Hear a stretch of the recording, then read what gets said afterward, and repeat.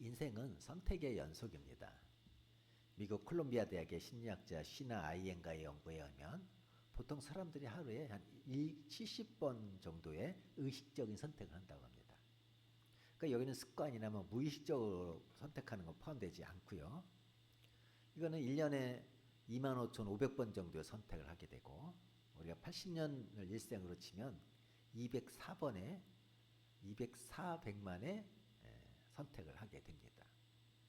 이 선택의 결과가 바로 오늘 우리 자신이 된다는 거예요. 알베르토 까미라는 작가는 인생은 자신이 내린 모든 선택의 종합이다, 그렇게 말했습니다. 이처럼 우리는 수많은 선택을 하며 살아갑니다. 그리고 그 선택이 오늘의 우리를 만들어냅니다. 근데 우리가 선택하는 그 선택에는 반드시 그 선택의 근거와 이유가 있습니다. 그러니까 우리가 의식하든 의식하지 못하든 선택의 이유와 근거가 우리에게 있다는 것이죠. 오늘 본문의 아브라함은 애굽에서 쫓겨나서 네게브 사막을 거쳐서 자신이 처음 장막을 치고 제단을 쌓았던 베델 동쪽으로 돌아왔습니다. 그리고 거기서 여호와 이름을 불렀습니다. 근데 문제가 생겼습니다. 아브라함의 목자들과 조카 롯의 목자들이 서로 좋은 목초지를 차지하겠다고 다투는 일이 생겼습니다. 서로의 소유가 많아서 동거할 수 없었던 것이죠. 그래서 아브라함의 조카 롯을 불러 제안을 합니다. 우리가 친족인데 서로 싸우거나 목자들이 다투게 하지 말고 헤어지자. 그러면서 어느 쪽으로 갈 것인지 자기 조카 롯에게 우선권을 줍니다. 성경의 표현대로 하면 롯이 좌를 하면 아브라함은 우를 할 것이요, 롯이 우를 하면 아브라함은 좌를 할 것이라고 말합니다. 예, 롯이 눈을 들어서 소돔과 고모라가 있는 요단 동쪽 지역을 바라보면서 물이 넉넉하고 목초지가 풍부해서 마치 여호와의 동산 같고 자기가 보았던 애굽 땅과 같았다고 말합니다. 그래서 롯은 요단 온 지역을 택하고 동쪽으로 옮겨갔고 아브라함은 가나안 땅에 그대로 머물게 되었습니다. 근데 여기서 우리가 생각해 볼 것은 지금 아브라함은 자신이 어른이고 롯의 숙부가 되고 또 이 여행의 주도자입니다. 그러면 아브라함이 먼저 자기가 선택해야 되는 상황인데도 불구하고 왜 롯에게 양보하여 먼저 선택권을 주었을까요? 목자에게 있어서 목초지는 생명과도 같은 거거든요. 목초지였으면 짐승들이 다 죽습니다. 게다가 이미 자리 잡고 있는 가나안들이 비옥 땅을 차지하고 있었기 때문에 지금 저들이 머물고 있는 것도 그렇게 비옥한 땅도 아닙니다. 이 상황에서 아브라함이 조카에게 우선권을 주었다는 게 좀 이상하지 않습니까? 그리고 조카 롯도 숙부가 그렇게 얘기하면 어떻게 해야 돼요? 숙부님, 저 젊습니다. 제가 어디를 가든지 젊으니까 먹고 살 수 있으니까 숙부님께서 먼저 선택하시죠. 이렇게 이야기해야 되는데 그렇지 않고 냉큼 그 말을 받아서 동쪽 비옥한 곳을 선택하게 됩니다.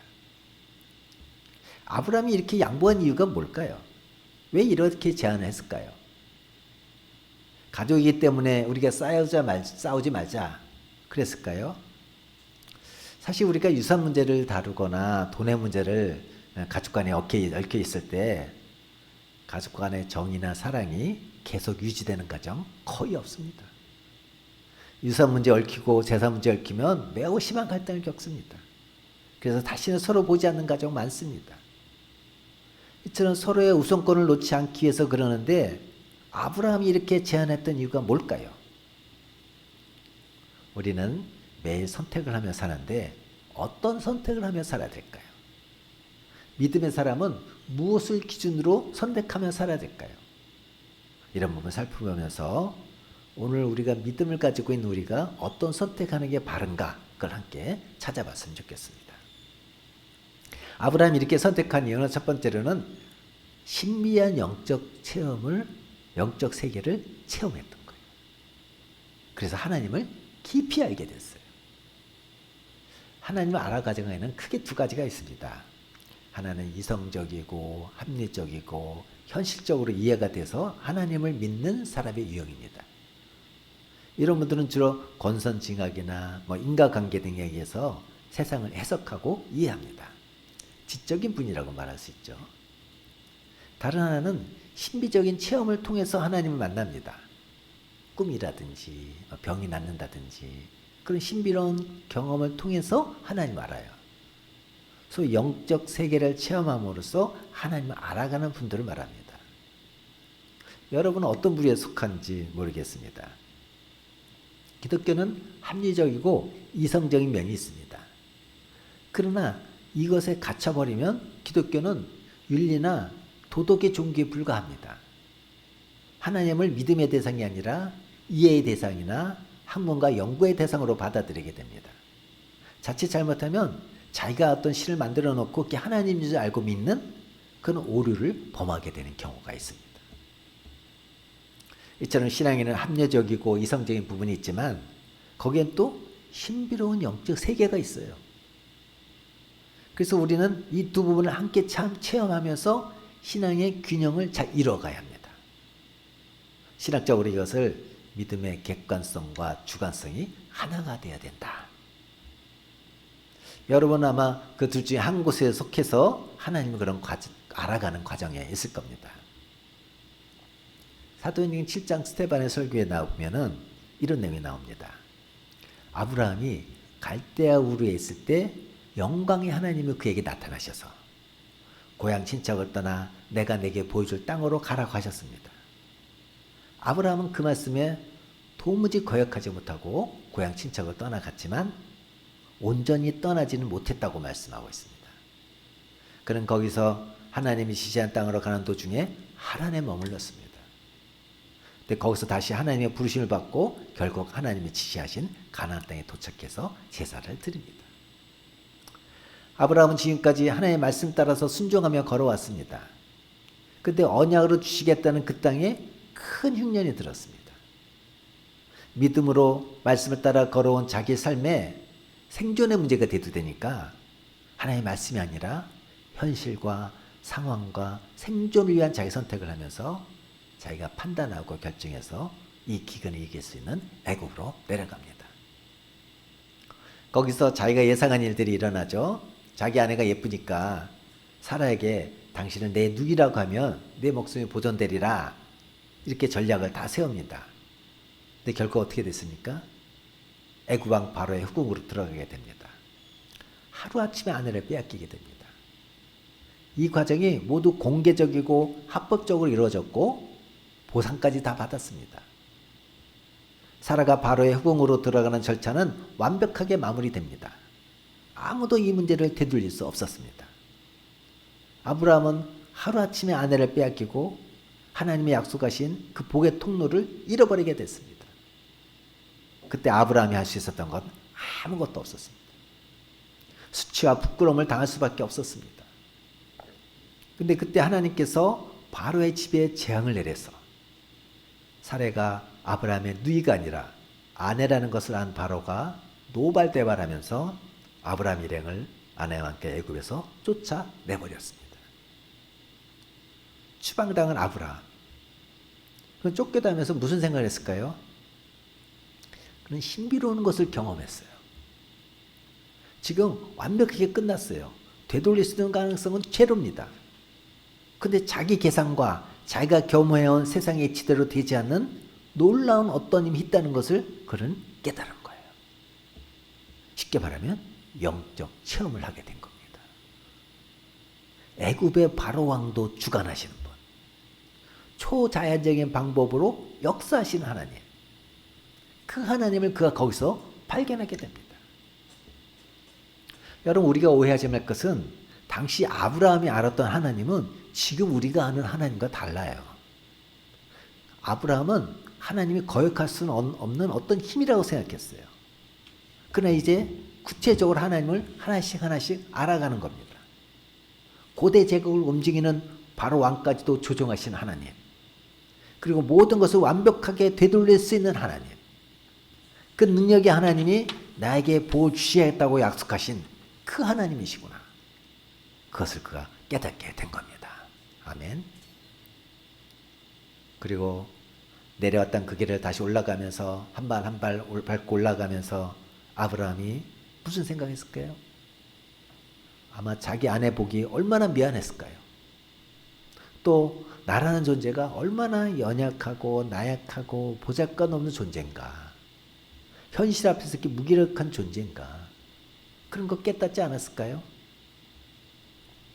그럼에도 불구하고 나타나셔서 내 삶을 회복시켜 주신, 함께 하시는 하나님.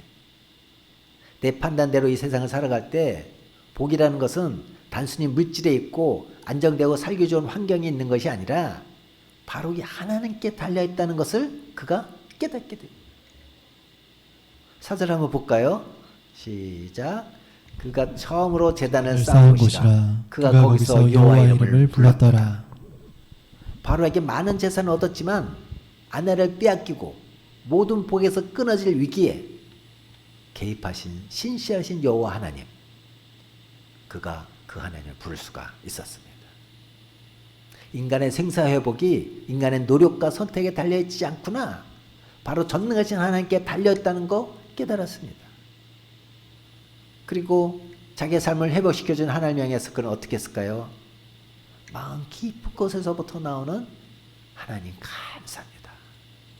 정말 그 간절함을 담은 감사, 완전히 무너지고 회복될 가능성이 없는 그 가운데서 나를 회복시켜 주신 그 하나님을 향해서 감사의 마음을 가지지 않았을까요? 여러분, 이런 감사 혹시 드려보셨어요? 정말 하나님 감사합니다. 그런 감사 한번 들어보셨나요? 아브라함의 감사가 바로 이런 감사예요. 완전히 망가진 나를 하나님이 개입하셔서 다시 회복시켜 주신 하나님, 그에 대한 감사가 그에게 있었을 것입니다. 이처럼 세상의 행복은 자신에게 달려있고 물질이 중요하다고 생각했던 그 생각이 바뀌자 아브라함은 조금도 미련 없이 롯에게 우선적으로 선택하도록 양보했습니다. 세상의 행복은 하나님께 있다는 영적 세계를 체험하고 난 다음에 이 천지 만물을 주관하시고 역사를 주관하시고 나의 생사화복을 주관하시는 하나님께 있다는 그 믿음, 그 믿음이 그 마음속에 들어왔을 때 선택의 기준이 바뀌게 된 거예요. 사랑하는 여러분, 우리가 이성과 합리성과 경험과 지식의 테두리 안에서만 성경을 보려고 하거나 신앙생활을 하려고만 하지 말고 신비한 영적 세계를 체험해 보시기를 원합니다. 그 영적 세계를 체험해 보는 가장 중요한 방법 중에 하나가 중보기도입니다. 기도의 응답입니다. 기도 응답을 통해서 우리는 신비한 영적 세계를 체험하게 됩니다. 저는 매우 이성적이고 합리적이고 지식적인 신앙인입니다. 그러나 신비한 영적 세계도 많이 체험했습니다. 지금도 이 신앙의 균형을 위해서 철야 기도를 참여합니다. 신앙의 객관성과 주관성이 하나가 되고 균형을 이루도록 노력하고 있습니다. 우리 교회가 매월 1회 철야 기도에 참여하고자 하는 것은 이런 영적 체험을 경험해서 신앙의 균형을 이루도록 하기 위한 것입니다. 여러분은 이제 선택을 해야 됩니다. 내 노력과 나의 애씀과 나의 능력과 물질도 중요합니다. 그러나 내 인생의 복은 궁극적으로 이런 것들에 달려있는 게 아니라 하나님께 있다는 믿음의 고백, 그 고백이 선택의 기준이 되어야 됩니다. 하나님을 믿는 사람과 믿지 않는 사람의 선택의 기준과 근거는 달라요. 저와 여러분의 선택의 기준이 하나님이 될 때 기도의 차원이 달라집니다. 그리고 예배에 임하는 자세가 달라집니다. 이 두 가지가 우리의 삶에 굉장히 중요한 역할을 합니다. 사랑하는 여러분, 여러분에게 영적 세계를 체험하는 하나님의 은혜가 있기를 바랍니다. 하나님 아는 지식에서 더 자라가는 놀라운 은혜가 함께 있기를 주님의 이름으로 축복합니다. 두 번째, 아브라함은 하나님의 언약을 다시 붙들었습니다. 3절 4절 말씀입니다. 시작. 그가 네게보에서부터 길을 떠나 베델에 이르며 베델과 아이 사이 곧 전에 장막졌던 곳에 이르니 그가 처음으로 제단을 쌓은 곳이라. 그가 거기서 여호와 이름을 불렀더라. 사람은 실수할 수도 있고 실패할 수도 있습니다. 또 반대로 성공할 수도 있습니다. 그러나 그 실수나 실패가 비극으로 끝나지 않고 또 그 성공이나 풍요가 죄악과 멸망으로 끝나지 않게 하는 것은 실패나 실수나 성공이나 풍요 그 자체에 있는 게 아니라 그 다음에 어떤 선택과 어떤 결정을 하느냐에 달려 있습니다. 일어난 일은 우리 마음대로 할 수 없습니다. 일어날 수 있어요. 불행한 일, 행복한 일. 근데 그게 우리를 불행하게 만들고 행복하게 만드는 게 아니에요. 일어난 그 일에 대해서 내가 어떤 자세와 태도로 해석하느냐에 달려 있는 거예요. 여러분, 아브라함은요, 애굽에서 쫓겨났어요. 그리고 그 찾은 곳은 바로 하나님의 약속의 땅, 가나안 땅이에요. 자신이 처음 제단을 쌓은 베들 동편에 장막을 치고 여호와 이름을 불렀습니다. 애굽의 일로 믿음의 길에서 떠나 하나님과 언약을 깨뜨리고 수치와 부끄러움으로 얼룩진 자기 인생에 찾아오시고 회복시켜 주신 그 여호와 하나님의 이름을 불렀어요. 바로 하나님께 돌아간 거예요. 하나님과 처음 단을 쌓았던 그곳으로 돌아갔어요. 그게 아브라함의 선택이었습니다. 여러분, 하나님 이름을 표현할 때 전능하신 분을 나타낼 때는 엘로힘이라고 부른다고 했죠. 그러나 구원자, 스스로 존재하는 자, 언약하는 것을 지키시는 하나님, 그런 하나님을 나타낼 때는 여호와라고 부른다고 했습니다. 아브라함은 지금 그 언약의 하나님 여호와를 다시 찾은 거예요. 하나님과 언약을 어기고 자기 마음대로 선택하고 결정한 나를 하나님 버리지 않고 신실하게 그 언약을 지키셔서 내 삶을 회복시켜 주시고 나에게 약속하신 그 약속의 축복을 다시 주시겠다고 약속하신 그 하나님, 그 하나님을 다시 붙들게 된 것입니다. 이때 아브라함이 하나님에 대해서 생각할 때 무엇을 느꼈을까요? 하나님의 은혜를 생각하지 않았을까요? 하나님 맞습니다. 하나님 은혜입니다. 회복시킬 가치가 없고 하나님과 신뢰도 깨어지고 믿음으로 살지 못했던 나를 버리지 아니하시고 약속하신 대로 그 복을 주시기 위해 나를 회복시켜 주시고 회복의 땅으로 나를 다시 돌려보내주신 그 하나님의 은혜. 여러분, 우리가 은혜라는 걸 생각할 때마다 우리 삶에 한번 적용해 볼 수 있습니다. 성경이 우리 인간에 대해서 얘기할 때 뭐라고 합니까? 너희는 본질상 진노의 자녀라고 그랬습니다. 허물과 죄로 죽었다고 그랬습니다. 한마디로 소망이 없는 인간이라는 거예요. 우리가 인생을 살면서 행복하게 살 수도 있고 부자로 살 수도 있고 편안하게 살 수도 있고 다복하게 살 수도 있지만 마지막은 죽음이에요. 그 다음엔 심판이에요. 영원한 형벌이 기다리고 있어요. 우리를 창조하시고 만드신 하나님의 설계하신 삶의 마지막이 죽음과 심판과 영원한 형벌이에요. 그게 저와 여러분의 운명입니다. 우리의 힘으로 바꿀 수가 없어요. 근데 하나님이 나에게 찾아오셔서 나 같은 죄인을 용서해 주셨어요. 언약하신데도 자기 아들을 죽여서 십자가에 못 박으시면서까지 나를 구원하셨어요. 그래서 생각할 때 우리는 뭐라고 표현합니까? 은혜라고 얘기하지 않습니까? 받을 자격이 없는 자에게 베풀어 주신 일방적인 사랑. 이 은혜로 말미암아 우리가 구원을 받았다고 바울이 지금 고백하고 있지 않습니까? 그러니까 우리의 인생은 하나님의 은혜로 결판나는 거지 내 힘으로 결판나는 게 아닙니다. 아멘. 네, 우리는 여기서 한번 롯에 대해서 살펴볼 필요가 있습니다. 롯은 옆에서 아브라함과 함께 모든 것을 경험했습니다. 갈대아 우를 떠났고 하란에서 살았고 하나님께서 보여줄 땅이 어딘지 잘 모르지만 그 메소포타미아강을 건너서 700km의 험한 길을 건너 가나안 땅에 도착했어요. 도착했더니 자기를 위한 장소가 있는 게 아니라 가나안이 살고 있어서 거기에 살 수가 없었어요. 남방으로 조금씩 옮기다가 또 남방에서 기근이 들어서 애굽 땅에 갔어요. 아브라함이 계획하고 생각하는 거 다 봤어요. 근데 그 계획대로 되지 않고 자기 숙모가 바로의 후궁으로 들어가는 것을 보고 자기 눈으로 똑바로 봤어요. 숙부 아브라함이 얼마나 비참하고 수치스럽게 부끄럽게 추락하는 것도 봤어요. 근데 하나님 계획 깊으셔서 기가 막히게 그 숙모를 돌려받고 회복해서 지금 이 땅에 다시 오게 된 모든 경험을 아브라함과 동일하게 했습니다. 그렇게 동일하게 경험했으면 그 마음속에 아브라함과 같은 마음이 있어야 되는 거 아닌가요? 언약이 하나님께서 함께 하시구나.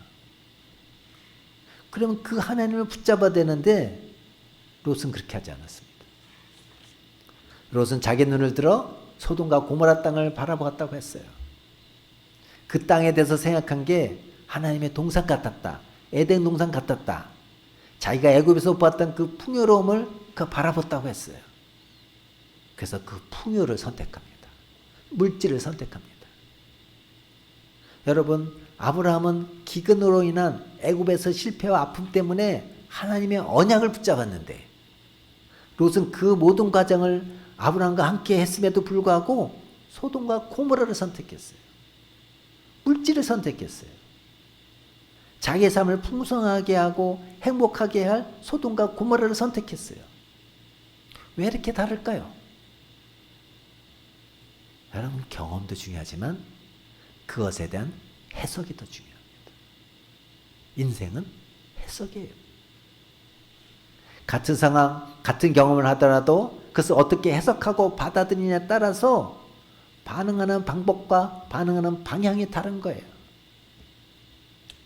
여러분, 혹시 실수하고 실패해서 더 좋은 거 잃어버렸습니까? 회복할 수 없는 것을 여러분 잃어버리셨습니까? 그럼 어떻게 선택하고 살아야겠습니까? 역시 뭐니 해도 돈이야. 그렇게 생각하며 사시겠습니까? 역시 뭐니 해도 자녀가 최고야. 요새 자녀들에게 배신당하는 부모 이야기가 많이 나옵니다. 더 이상 자녀는 이제 부모의 노후 대비가 되지 않는다고 합니다. 뭘 의지하시겠어요?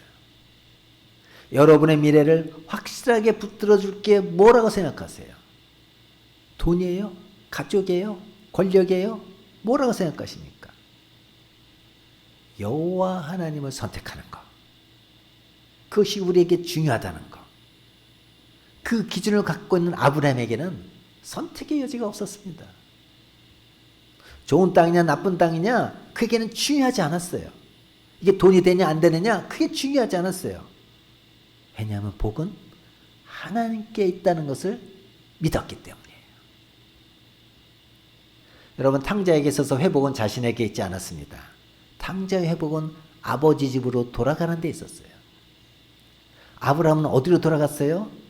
자기가 처음 하나님께 제단을 쌓았던, 그리고 하나님께서 언약하신 약속의 땅, 그 베델 동편의 산으로 돌아갔어요. 맨 처음으로 돌아갔어요. 여러분, 우리가 처음 신앙을 회복한다면 어떨까요? 하나님을 처음 발견했을 때, 처음 예수 믿었을 때, 처음 감격을 체험했을 때. 근데 이게 살아오면서 점점 이렇게 없어지기 시작했잖아요. 다시 처음으로 돌아가는 그 아브라함. 여호와 하나님을 붙잡겠다는 그 믿음의 모습. 언약하신 대로 이루시는 여호와 이름을 붙잡았을 때 회복된 게 있었어요. 예배의 자리가 회복됐습니다. 기도의 자리가 회복됐습니다. 감사의 자리가 회복됐습니다. 은혜의 자리가 회복됐습니다. 사랑하는 여러분, 여러분이 그런 기도 드려봤으면 좋겠습니다. 마음 깊은 곳에서부터 드리는 하나님 감사합니다. 하나님 감사합니다. 하나님의 은혜입니다. 받을 수 없는 나에게 베풀어 주신 하나님의 은혜입니다. 하나님, 지금까지 살아온 거 하나님의 은혜입니다. 제 뜻대로 제 마음대로 살고 그 계획대로 됐다면 지금 나도 없고 내 가족도 없고 아마 내 인생 자체도 없을 겁니다. 여러분이 소원한 대로 다 됐으면 여기 살아있는 사람 아무도 없어요. 하나님께서 막아주신 거예요. 하나님 은혜에 대한 깊은 감사와 신뢰의 기도를 하나님께 드릴 수 있다면 얼마나 아름다울까요? 세 번째, 아브라함은 자신의 삶을 온전히 하나님께 맡겼습니다. 롯은 아브라함을 떠나서 소돔과 고모라 쪽으로 떠났습니다. 그러나 하나님은 롯과 함께 떠나지 않았습니다. 황폐한 땅에 혼자 남겨진 아브라함에게 나타나셔서 언약하신 것을 다시 확인해 줍니다. 14절부터 17절까지 우리 한번 교독을 한번 해볼까요? 14절 봉독합니다. 롯이 아브라함을 떠난 후에 여호와께서 아브라함에게 이르시되 너는 눈을 들어 너 있는 곳에서 북쪽과 남쪽 그리고 동쪽과 서쪽을 바라보라. 보이는 땅을 내가 너와 내 자손에게 주리니 영원히 이르리라. 내가 내 자손이 땅에 티끌 같게 하리니 사람이 땅에 티끌을 능히 셀 수 있을진데 내 자손도 세리라. 너는 일어나 그 땅을 종과 횡으로 두루 다녀보라. 내가 그것을 내게 주리라. 여기서 하나님이 말씀하시고 약속하신 내용에 반복되는 주어가 뭡니까? 내가. 하나님께서 하시겠다는 거예요. 반드시 언약하신 것을 지키시는 하나님. 내가 하겠다는 거예요. 내가 이 땅을 영원히 주겠다고 말씀합니다. 하나님이 언약하신 대로 아브라함의 삶을 책임지시고 인도하시고 공급하시겠다는 거예요. 여기서 이 땅을 영원히 주겠다고 했는데 이 표현에 대해서 신학자들 사이에 논란이 있었습니다. 왜냐하면 AD 70년 로마의 티투스 장군에 의해서 예루살렘 성이 완전히 무너지고 그때부터 이스라엘 백성은 전 세계로 뿔뿔이 흩어졌어요. 무려 2000년 동안 나라가 없었어요. 하나님이 영원히 주시겠다는 말이 맞습니까? 우리는 36년간 일제강점기에 있었어요. 그 기간만 해도 잃어버린 것이 얼마나 많습니까? 그런데 2000년 동안이나 나라가 없었어요. 끝난 거예요. 희망이 없는 거예요. 그런데 1948년도 5월 14일 이스라엘이 다시 세워졌어요. 놀랄 일 아닙니까? 하나님께서 아브라함의 이름을 창대하게 해주시겠다고 했는데 지금 전 세계 아브라함을 자기 믿음의 조상이라고 생각하는 인구가 유대교, 이슬람교, 기독교 인구가 전 세계 인구의 절반이 넘습니다. 절반 이상의 아브라함을 자기 믿음의 조상이라고 여기고 있어요. 얼마나 창대하게 됐습니까? 하나님이 약속하신 것은 변치 않는 거예요. 내가 하겠다는 거예요. 하나님이 하시겠다는 거예요. 롯은 자기가 눈을 들어봤어요. 소돔과 고모라를 선택했어요. 내 인생 내가 책임지고 내 행복은 나에게 달려있다. 내가 풍요로운 환경 속에 들어가야 복을 받는다. 자기가 고개를 들어 찾았어요. 그런데 아브라함에게 하나님이 어떻게 하셨어요? 내 눈을 들어보아라. 동서남북 다 보아라. 종과 행으로 다 지나가 봐라. 내가 하겠다. 하나님이 복 주겠다. 그런 하나님께 아브라함은 자기 인생을 다 맡겼습니다. 18절입니다. 시작. 이 아브라함이 장막을 옮겨 헤브론에 있는 마므레 상수리 숲에 이르러 거주하며 거기서 여호와를 위하여 제단을 쌓았더라.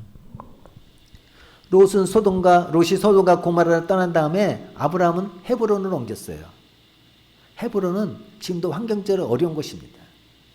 그런데 하나님의 말씀 들은 아브라함은 헤브론 마므레 상수리 숲에 이르러 거주하면서 거기서 여호와를 위하여 제단을 쌓았어요.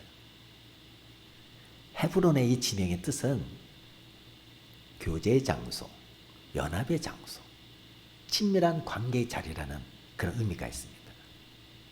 단순한 지명을 나타내는 것보다 성경적인 전체 의미로 보면 하나님과 교제의 상징적 장소로 등장합니다. 이 마므레는 힘, 용기, 활력, 기운이라는 뜻을 나타내는데 이 두 의미를 종합하면 아브라함은 하나님과 연합하여 교제하는 생명 넘치는 장소로 자기의 삶을 옮겼다. 이런 뜻이 되는 거예요. 하나님과 교제하는 거, 하나님께 자기 인생을 맡긴 거, 자기 미래를 맡긴 거예요. 그러니까 롯이 이것을 하든 저것을 하든 그게 아무 상관이 없어요. 하나님의 약속이 있잖아요. 내가 어디로 가든 무엇을 하든 내가 너와 함께 하겠다고 약속해 주셨잖아요. 그 약속대로 하나님께 달려있다는 것을 알게 된 것입니다. 아브라함이 헤브론을 옮긴 것은 하나님과 교제하면서 예배드리는 삶을 살기로 결단하며 나갔던 거예요. 주님과의 교제가 그의 삶의 우선순위였습니다. 애굽의 경험을 통해서 무너졌던 인생을 다시 회복시키시고 다시 하나님을 예배하는 자리로 돌아오게 하신 언약의 하나님께 자기 삶을 맡기겠다고 선택한 거예요.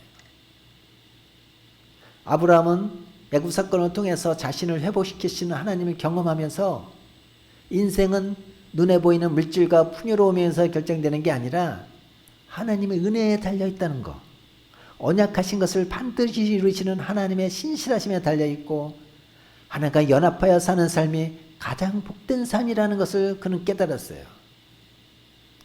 그러니까 아브라함이 롯에게 선택권을 주었다는 것은 자기가 결정하고 말고 그게 아닙니다. 그게 관계없어요. 전혀 다른 차원이에요. 내 삶은 하나님께 있다는 것. 그 믿음이 선택의 근거에 있다는 거예요. 그러니까 그렇게 할 수 있었던 거예요. 여러분도 이제 살아갑니다. 선택을 하셔야 됩니다. 여러분의 선택 속에 나는 이 선택을 어디에 근거를 두고 했을까? 자기를 알아차리는 자기 인식, 자기 인지에 대한 부분을 한번 생각해 보십시오. 그리고 내 속에 뭐가 들어있는지, 그 근거가 무엇인지 한번 찾아보시기 바랍니다. 어느 큰 교회 담임 목사님의 간증입니다. 저는 지금도 제 삶에 선택에 영향을 주는 그런 경험을 한 적이 있습니다. 미국 시카고에서 목회할 때 심한 영적 침체를 당하게 되었습니다. 결혼하고 얼마 되지 않아서 아이가 죽었고 그 다음에 이어서 아버지가 심장마비로 세상을 떠나고 아내도 또 병에 들려 아픈 힘든 시기였는데 그 슬픔을 고스란히 안고 살아섰습니다. 슬픔이 진행돼야 되는데 꽉 묶여 있었던 것입니다. 왜냐하면 해야 할 일이 많고 책임질 일이 많았기 때문입니다. 그런데 교회가 어느 정도 정착하고 부흥이 되면서 그래서야 슬픔이 밀려오기 시작했습니다. 슬픔이 밀려오기 시작하니까 이 세상에 살아야 될 이유를 못 찾았습니다. 한 번도 그런 생각을 해본 적이 없었습니다. 잘 살지는 못했지만 그래도 귀하게 여김받으며 자랐습니다. 삶에 대해서 부정적으로 생각한 적은 없었습니다. 그런데 살아야 할 이유가 없었습니다. 죽고 싶었습니다. 인생엔 슬픔과 수밖에 없다는 것이 맞는 말이구나, 그런 생각을 했습니다. 근데 그것을 실행하지 못했던 이유가 있었습니다. 하나는 어머니 때문이었습니다. 제가 죽으면 어머니는 못 살 거라고 생각했습니다. 또 제 아내도 제가 없으면 못 살 거라고 생각했습니다. 또 하나가 있다면 교회가 급성장하면서 시카고 시내에서 그 교회와 목사 이름이 알려진 상황에서 목사가 자살했다고 하면 이거는 정말 아닌 것 같다고 생각했습니다. 그것 외에는 제가 살 이유가 없었습니다. 높은 데 올라가면 오금이 저린다고 하는데 저는 그런 게 그때 없었습니다. 미시간 호수에 가까이 가면 물에서 들어오라고 해도 들어가겠더라고요. 수영 못하기 때문에 들어가면 바로 죽습니다. 그런데 들어가겠더라고요. 겁이 없어요. 죽음을 가까우면 겁이 없어져요. 그런 삶을 살고 있었어요. 근데 하나님이 이 아이 그냥 두면 정말 죽겠다 이렇게 생각하신 것 같아요. 어느 날 전화가 왔어요. 웬 미국 여자가 전화했어요. 전화를 하면서 저희 집사람 이름을 불러요. 그리고 하나님께서 너희 가정에, 너희 삶에 어려움과 힘든 일을 알고 있는데 하나님께서 돕겠다는 메시지를 주었습니다. 그러면서 이사야 42장 10절 말씀이었어요. 기가 막힌 말씀 아니에요? 그래서 물어봤어요. 우리 집사람을 어떻게 알았냐? 우리 전화번호 어떻게 알았느냐? 하나님께 응답받았다는 거예요. 자기는 미국 오순절 계통의 교회 교인인데 지금 베이비시터를 하고 있대요. 근데 하나님께 응답받고 전화했다는 거예요. 전화번호도 보니까 그 지역 번호가 아니라 다른 지역 전화번호예요. 미국은 이 국번이 앞에 제가 지역 번호거든요. 제가 의심할 만한 것이 조금이라도 있었으면 안 믿었을 거예요. 제가 어렸을 때부터 믿었기 때문에 신앙에 대해 저항하거나 의식하지 않았습니다. 의심하지 않았습니다. 잘 받아들였습니다. 근데 하나님의 새로운 것을 본 거예요. 그래도 그것이 제 삶을 바꾸지 못했습니다. 아, 그런 일도 있구나 생각했어요. 또 며칠 뒤에 한국의 모 교회 장로님으로부터 전화가 왔습니다. 내가 그 회사 장로님 회사에 사목을 한 적이 있었는데, 목사님 이웃 갔는데 장학금 한 번도 못 보내드렸습니다. 제가 LH사를 통해서 6,000불을 보냈습니다. 그러는 거예요. 이 6,000불이 왜 그 목사님에게 의미 있게 다가왔냐면, 그때 한 달 사례비가 1,200불이었거든요. 근데 그 교회가 70년이 되었고 원로 목사님이 계신데, 이 원로 목사님은 어려울 때 유학을 오셔서 돈을 안 썼어요. 건물에 그 등이 침침하고 차가 지나가면 뭐가 우수수 떨어져도 안 고칩니다. 근데 새로운 분들이 들어오고 또 젊은 분들이 오고 이거 고치자고 하는데, 원로 목사님이 계시니까 이거 못한 거예요. 그래서 그 목사님이 개인적인 돈을 들여서 고쳤어요. 카드 3개를 만들어 가지고 돌아가면서 이렇게 썼어요. 근데 당에 결정 난 게 아니기 때문에 지출을 못 하겠다고 합니다. 그래서 진 빚이 6,000불이었어요. 굉장히 부담이 됐어요. 교회가 한 빚을 10년 동안 지고 있었을 때였는데, 그 목사님께 굉장히 부담이 됐어요. 근데 마침 그때 그 장로님이 전화하셔서 6,000불을 보내왔어요. 그 빚을 갚았어요. 그런데도 그게 큰 영향을 안 주었어요. 며칠 뒤 꿈을 꿨는데 생생한 꿈이었어요. 현실과 똑같았어요. 제가 집사람을 데리고 어느 병원에서 내려오는데, 집사람이 어떤 그 브로셔를 들고 있었어요. 뭘 들었냐고 물어보면서 보니까 앞에 큰 제목이 영어로 돼 있고 안에 쭉 설명이 돼 있는데, 그 목사님이 모르는 단어예요. 깨어났어요. 그래서 영한사전을 찾아봤어요. 스펠링 하나하나 다 찾아봤어요. 꿈을 다시 생생하게 기억해야 됐어요.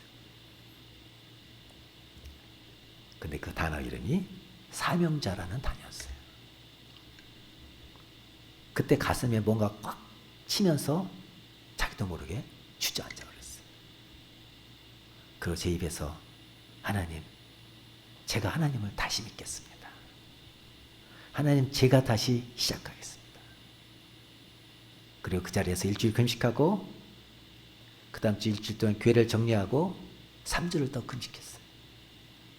그 뒤로 하나님께서 보여주신 것이 참 많았다고 합니다. 제가 힘들고 어려울 때 이 기억들을 합니다. 생각하고 반복해서 생각합니다. 신비로운 하나님의 찾아오심. 제가 그냥 습관적으로 어렸을 때부터 알아왔던 그런 하나님이 아니었습니다. 하나님이 살아계시구나. 하나님 나를 알고 계시구나. 바로 그 확신을 갖게 된 겁니다. 우리가 목회를 하면서도 수많은 결정을 해야 됩니다. 그 결정의 밑바닥의 마지막 가서는 이것이 선택의 근거가 되었어요. 그래서 그 목사님은 힘들게 사시는 분들에게 이사야 40장 말씀을 드린다고 합니다. 우리 같이 한번 보겠습니다. 시작.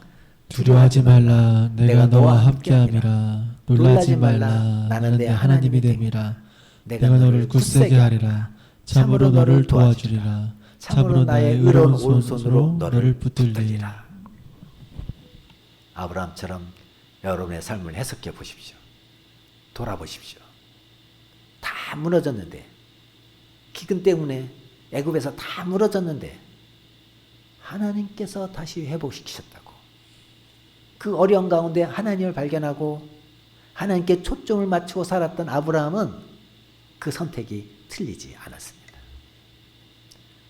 그러나 그 어려움 때문에 물질의 풍요를 선택했던 롯은 결국 소돔과 고모라와 함께 망하면서 부끄러운 후손을 낳는 하나님 앞에 참 수치스러운 이름의 롯이 되었습니다.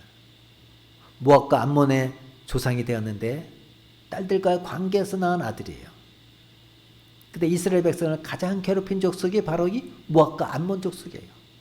부끄러운 이름이 된 거예요. 여러분은 앞으로도 계속해서 선택하며 살 겁니다. 세상 사람들의 선택과는 달라야 됩니다.